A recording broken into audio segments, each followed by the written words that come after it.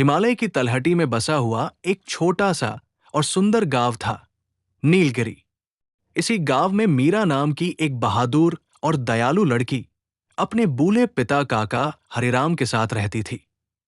मीरा के पास एक बहुत ही प्यारी गाय थी, जिसका नाम उसने लक्ष्मी रखा था। एक सुबह लक्ष्मी ने एक बेहद सुंदर बछड़े को जन्म दिया। मीरा और उसके पिता बहुत खुश थे। मीरा ने प्यार से उसका नाम छोटू रखा। एक दिन मीरा ने सोचा कि लक्ष्मी को जंगल की ताजी घास खिलाकर लाती है। उसके पिता ने उसे आगाह किया, बेटी, सुना है कि कालावन के घने जंगल में इन दिनों कोई खूंखार शिकारी घूम रहा है, तू वहां मत जा। लेकिन मीरा ने हंसकर कहा, पिताजी, मैं बस किनारे तक ही जाऊंगी, आप चिंता न करें। मीरा लक्ष्मी और छोटू को लेकर जंगल की ओर चल दी। जंगल में पक्षियों की चहचहाहट थी, लेकिन जैसे जैसे वो अंदर गई, सन्नाटा गहराने लगा। मीरा जंगल की खूबसूरती देखते देखते काफी दूर चली गई, तभी अचानक जंगल में लक्ष्मी की चीख गूंजी। मीरा घबराकर भागती हुई वापस पहुंची, लेकिन वहां का नजारा देखकर उसका दिल दहल गया।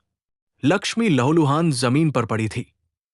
किसी खूंखार जानवर ने उस पर हमला किया था, लेकिन अजीब बात यह थी कि हमलावर ने उसे पूरा नहीं खाया था, बस मारकर छोड़ दिया था। मीरा फूट फूट कर रोने लगी। वो छोटू को लेकर किसी तरह घर लौटी। गांव वालों को जब पता चला तो पूरे नीलगिरी में दहशत फैल गई।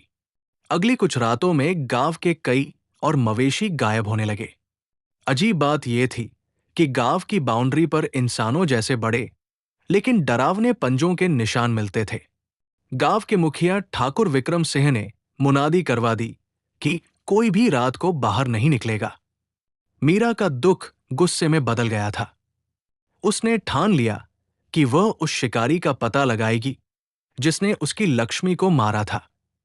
एक रात जब पूरा गांव सो रहा था, मीरा चुपके से हाथ में जलती हुई मशाल और एक दरांती लेकर जंगल की ओर निकल पड़ी। निशानों का पीछा करते हुए मीरा एक प्राचीन और अंधेरी गुफा के पास पहुंची, जिसे लोग अंधक कंदरा कहते थे। गुफा के अंदर से किसी के करहाने की आवाज आ रही थी। मीरा हिम्मत जुटाकर अंदर गई। वहां मशाल की रोशनी में उसने जो देखा, उसे देखकर उसकी चीख निकल गई। सामने एक विशाल सफेद बालों वाला अजीब भेड़िया बैठा था। उसकी आंखें नीली थी और उनमें जानवरों जैसी दरिंदगी नहीं, बल्कि इंसानी दर्द झलक रहा था। जैसे ही उस जीव ने मीरा पर हमला करने की कोशिश की, मीरा के गले में पड़े एक ताबीज से तेज रोशनी निकली और वो जीव दूर जा गिरा। वो जीव, भेड़िया, अचंभित रह गया। उसने पहली बार इंसानी आवाज में बात की, तुम कौन हो और तुम्हारी वजह से मुझे ये झटका क्यों लगा? मीरा डरी नहीं। उसने साहस से पूछा, तुम कौन हो? तुमने मेरी गाय को क्यों मारा?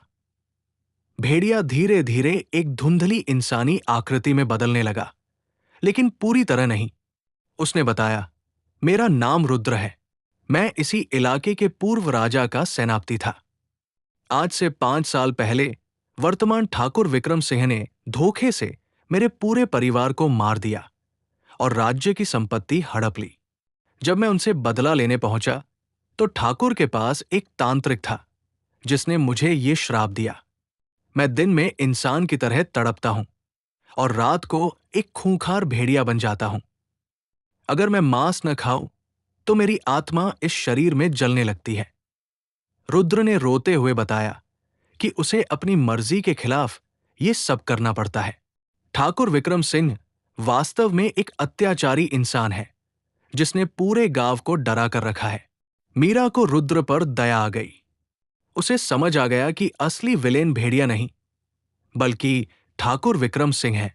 रुद्र ने बताया, ठाकुर की हवेली के तहखाने में एक प्राचीन ताम्रपत्र रखा है। अगर वो नष्ट कर दिया जाए तो मेरा श्राप टूट सकता है और ठाकुर का असली चेहरा सबके सामने आ जाएगा। मीरा ने फैसला किया कि वो हवेली में जाएगी। अगले दिन मीरा काम मांगने के बहाने ठाकुर की हवेली पहुंची। ठाकुर विक्रम सिंह स्वभाव से घमंडी था, पर उसने मीरा की खूबसूरती देखकर उसे काम पर रख लिया। उसके मन में मीरा के प्रति गंदे विचार पनप रहे थे। उसने मीरा को रसोई में काम पर रख लिया। रात के समय मीरा ने हवेली की छानबीन शुरू की। उसने देखा कि ठाकुर अपनी बहन माया के साथ बैठकर किसी बड़ी साजिश की बात कर रहा था। माया ही वह थी जिसने ठाकुर को उकसाया था कि वो रुद्र के परिवार को खत्म कर दे, क्योंकि उसे रुद्र की संपत्ति चाहिए थी। मीरा ने गुप्त रास्ते से तहखाने में प्रवेश किया। वहां उसे वो चमकता हुआ ताम्रपत्र मिल गया। जैसे ही उसने उसे छुआ, अलार्म बज गया और ठाकुर के सिपाही वहां पहुंच गए। ठाकुर गरजते हुए आया, लड़की, तेरी हिम्मत कैसे हुई यहां आने की? मीरा ने चिल्लाकर कहा, गांव वालों देखो, ये ठाकुर ही वो असली शैतान है जिसने रुद्र को श्राप दिया और हमारे मवेशियों को मरवाया। तभी खिड़की तोड़कर रुद्र भेड़िया रूप में अंदर कूदा। चारों ओर अफरातफरी मच गई। मीरा ने अपनी पूरी ताकत लगाकर उस ताम्रपत्र को जमीन पर पटक कर पत्थर से तोड़ दिया। जैसे ही ताम्रपत्र टूटा, एक जोरदार धमाका हुआ। रुद्र का भेड़िया रूप गायब हो गया और वो अपने असली गौरवशाली इंसानी रूप में वापस आ गया। ठाकुर की सारी शक्तियां खत्म हो गई और वो डर के मारे कांपने लगा। गांव वाले भी शोर सुनकर हवेली पहुंच चुके थे। मीरा ने सबको पूरी सच्चाई बताई। गांव वालों ने मिलकर अत्याचारी ठाकुर और उसकी बहन को गांव से निकाल दिया और उनकी संपत्ति गरीबों में बांट दी गई। उपसनहा रुद्र अब आजाद था, लेकिन उसने महल में रहने के बजाय मीरा और उसके पिता की मदद करने का फैसला किया। मीरा की बहादुरी की चर्चा दूर दूर के गांवों में होने लगी। नीलगिरी गांव अब फिर से खुशहाल था। मीरा ने सिखाया कि डर से भागने के बजाय अगर उसका सामना किया जाए तो सबसे बड़े शैतान को भी हराया जा सकता है।